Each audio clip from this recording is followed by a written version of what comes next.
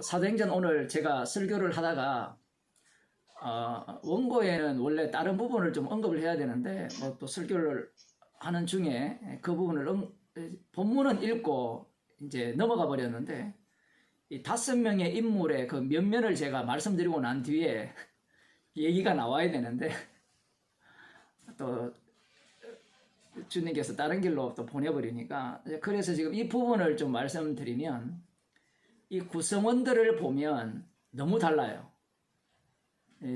그 헤롯의 첫 동생 마나엔과 그 니게르를 하는 시몬, 어떻게 보면 계층이 상당히 다르다고 볼 수 있고요. 그 다음 이제 구레네 사람 루기오, 이것은 이제 아프리카 사람, 뭐 이 사람도 뭐 흑인일 수가 있는데, 그 다음 이제 그 바리새인 중에 바리새인인 사울, 그리고 이 바나바 레이 지파죠. 어쨌든 그 이스라엘 지파들 중에 레이 계통과 또 이 베냐민 계통은 또 다른 계통이니까 이러한 어떤 다양한 인물들이 지금 그 안디옥 교회의 선지자들과 교사들로 이렇게 구성되어 있어요. 우리는 이것을 별로 생각하지 않고 자연스럽게 서로가 하나가 되어서 이렇게 주의 일을 힘쓰는구나 이렇게 볼 수가 있지만 그게 간단한 문제가 아닙니다. 교회 구성원들이 예를 들어 경제적으로 비슷한 사람들이 모이면요 서로 대화하기가 참 쉬워요. 근데 경제적으로 차이가 이렇게 많이 나는 사람과 이렇게 만나게 되면 말하기가 정말 어렵죠. 뭐든지 한쪽은 별거 아닌 같이 얘기했는데 다른 쪽은 이게 별게 아니라 하늘이 무너지는 이야기가 되어버리고, 그 반대로 이제 자기 쪽에서는 엄청나게 어려운 이야기인데 상대 쪽에서는 그냥 가볍게 여길 수도 있고요. 그러한 어떤 대화에 있어서 그 벽이 생기고, 그 다음에 이제 그 학력 문제 표현을 하자면 학력차도 있을 겁니다. 그 학력의 차이가 있다면, 그리고 또 성경에 대한 이해에 대한 차이, 구약에 대한 차이, 이런 것들이 있어도 아마 대화하기가 되게 어려울 겁니다. 뭐 바나바도 뭐 레인이니까 바나바나 사울 같은 경우에는 뭐 구약 성경을 잘 안다라고 볼 수 있지만, 뭐 이들도 뭐 그 흩어진 그 유대인들 가운데 유대교로 들어와서 또 율법에 대해서 익숙한 사람들이라고도 볼 수 있지만 어떤 문화적이나 환경적 배경이 너무 다르기 때문에 이들이 서로 이렇게 하나가 될 수 있었던 그러한 어떤 여건들은 그 만만치 않습니다. 교수들이 모여있는 교회에 초등학교도 안 나온 사람이 들어가서 같이 교제를 한다는 것은 정말 어려운 이야기거든요. 뭐 처음에야 형제입니다 하지만 나중에는 그 초등학교 안 나온 사람이 스스로 물러나요. 스스로. 그러니까 교수들 모임에 자기들은 아무렇지도 않는데 뭐 그러면 또 나가면서 하는 말이 뭐 자기들이 잘났니 뭐 이거 배려 못하니 뭐 이런 소리가 나올 거고, 그래서 교회에도 뭐 비슷비슷한 사람들이 모이기를 그렇게 바라는 거예요. 그런 이유는 간단합니다. 이 교회를 생각을 할 때 사람들은 이미 스스로 정답을 갖고 움직여요. 뭐 오집사님이나 우리 김기대 집사님이나 김춘희 집사님도 나중에 합류를 하셨고, 그리고 우리 구장님도 그렇고 뭐 장로님 김장님도 마찬가지고요. 이 사람들이 모두가 다 자기의 어떤 기대를 갖고 있는 교회상이 따로 있어요. 기대를 갖고 있는 교회상이 따로 있다는 말은, 그러면 그들이 갖고 있는 그 이상적인 교회가 비성경적이냐라고 하면 다 성경적이에요. 바리새인과 서기관들도 다 성경적으로 얘기했거든요. 비성경적인 얘기가 아니에요. 그 사람들이 그러한 생각을 갖고 있는 겁니다. 그 교회라는 것은 하나가 되어야 되고, 제가 방금 설명을 할 때 하나라 했잖아요. 하나가 되어야 된다는 것과 하나라는 것은 다른 얘기입니다. 주님이 하나로 만드신 거고, 하나가 되어야 된다는 것은 낮에 아침에도 설교했지만 나로부터 출발하는 하나가 된다는 거예요. 그렇게 되면 나로부터 출발하기 때문에 내 마음에 들지 않는 하나는 절대로 용납하지 않습니다. 주님이 만드신 하나는요 다 죄인 덩어리들이 모였기 때문에 서로 감사할 뿐이고, 자기가 꿈꾸는 교회를 이야기하면 이제 이 충돌이 계속해서 일어나는 겁니다. 뭐 그건 없을 수가 없는데 뭐 그런 죄들이 계속해서 발산되는데, 지금 여 구성원들을 보게 되면 뭐 고린도전서 1장 26절에서도 사도 바울이 그렇게 얘기를 하거든요. 너희 중에 형제들아 너희 부르심을 보라.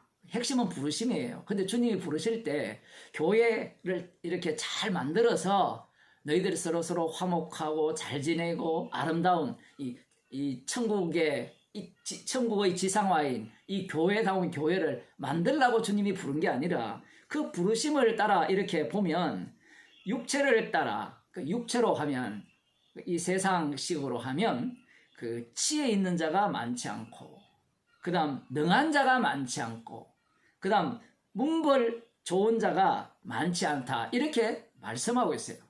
고린도전서 1장 26절에 보면 제가 이 말씀을 거꾸로 한번 해석해 볼게요. 그 말은 고린도 교회에 육체를 따라 지혜 있는 자들도 있었다는 얘기고 그 다음 그 능한 자도 있었다는 얘기고 그 다음 문벌 좋은 자도 있었다는 거예요.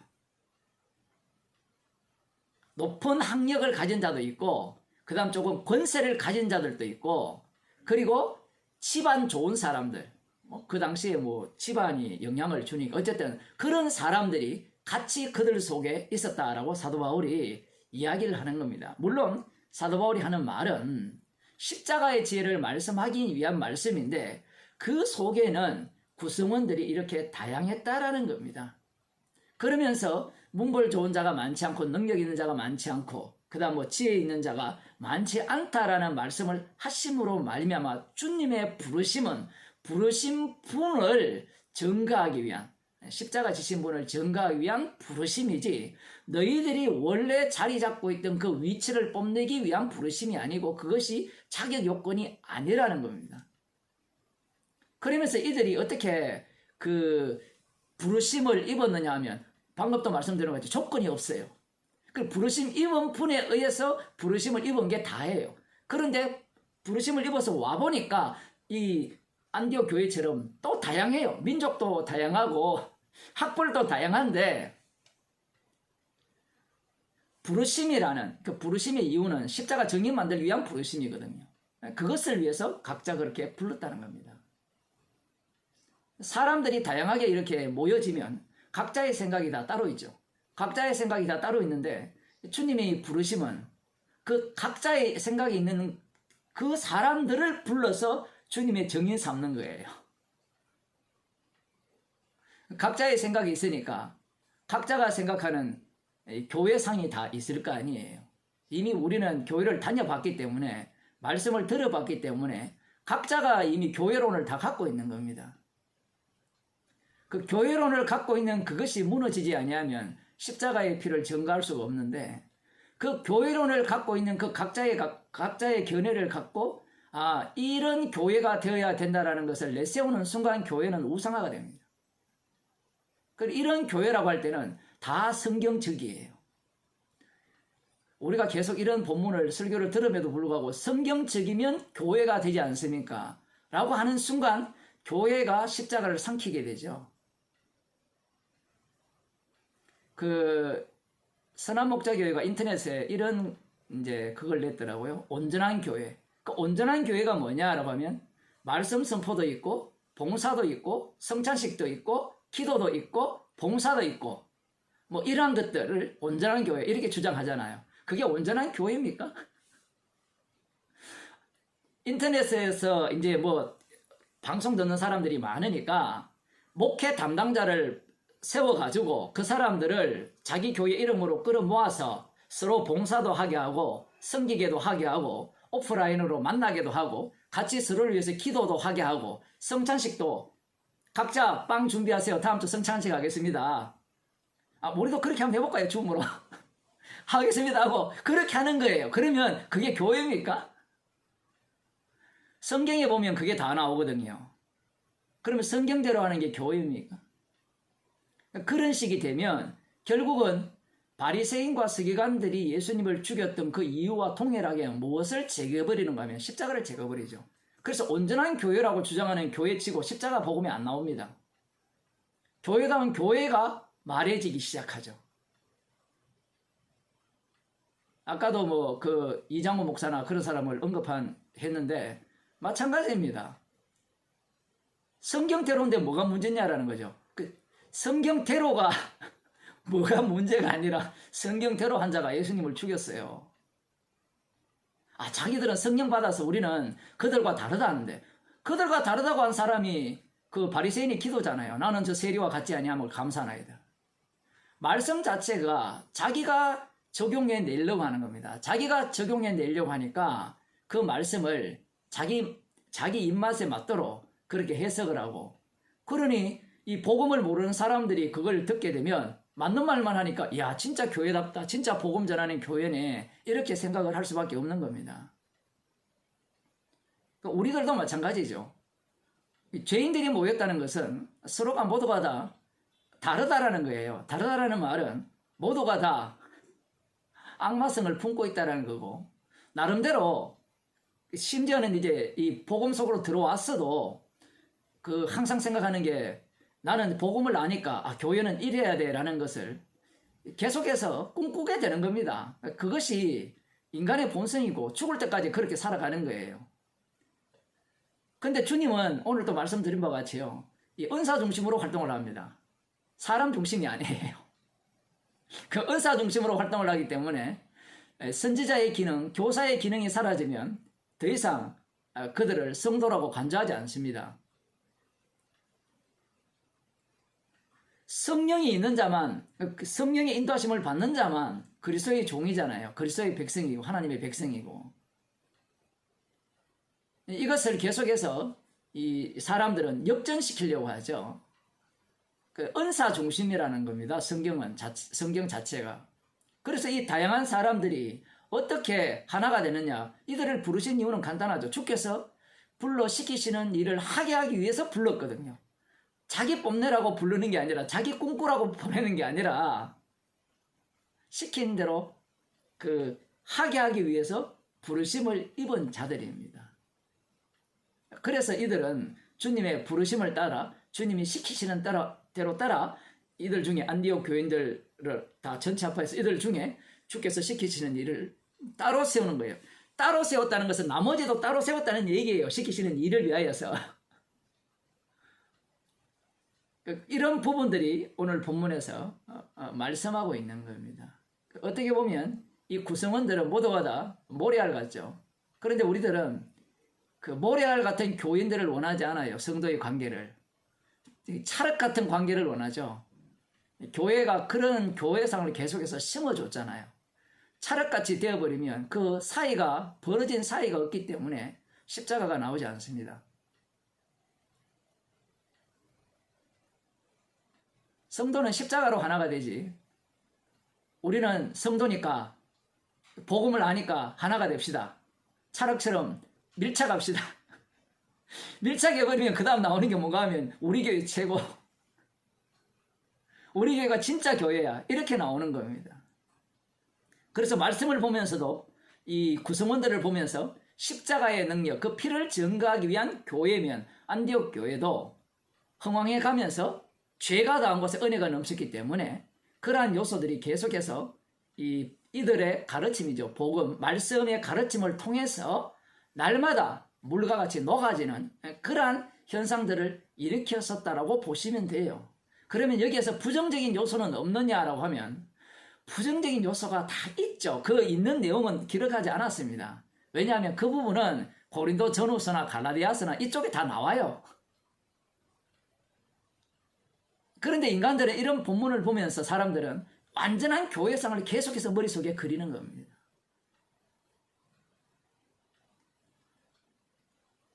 그래서 우리가 보기에는 5명의 선지자들과 교사들, 그렇게 썼구나, 이들 중에 이 보내실 분들을 주님이 세웠구나, 이렇게 생각을 할 수 있지만, 그것도 나타나는 현상이고, 가장 중요한 것은 선지자들과 교사라는 것이 주님이 시키시는 일을 하게 하기 위해서 주신 은사라는 사실입니다. 한 번 더 반복하지만 은사는 주신 분을 증거하기 위한 은사죠. 나를 증거하기 위한 은사가 아니라. 그래서 내가 받았으니까 나는 교사야. 내가 받았으니까 내가 선지자들이야. 내가 받았으니까, 내가 교사 맞으니까 나는 이 안디옥에서 계속 가르치겠어. 나는 이 안디옥에서 계속 뭘 하겠어? 선지자 노릇 하겠어요. 편하죠. 그곳에 있으면 이미 교인들의 신임을 받고 있으니까. 근데 주님이 어떻게 해버립니까? 따로 세워라. 가라. 이것은 뭔가 자기의 목적을 품고 가겠다는 것도 아니에요. 가는 길을 알지 못합니다. 우리야 이 결론을 이렇게 갔다가 돌아오고 뭐 어떻게 하고 이런 과정들이 뭐 알고 있지만 이 보내심을 받은 자들은 몰라요. 그래서 이 주도권이 십자가 지신 주님께 있지 나에게 있지 않다라는 겁니다.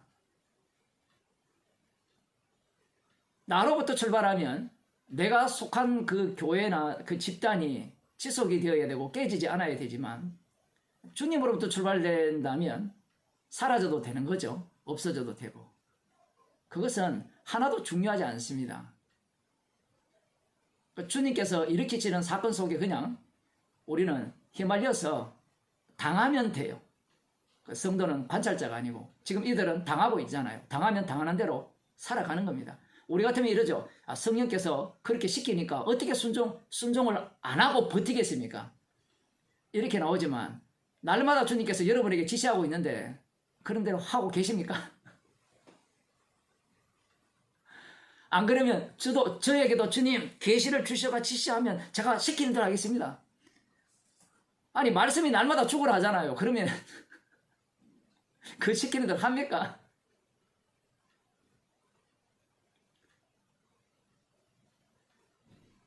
십자가 지신 주님을 위한 부르심이고요. 그것을 위해서 주님은 사용하는 겁니다. 그래서 지금은 안디옥 교회가 없어요.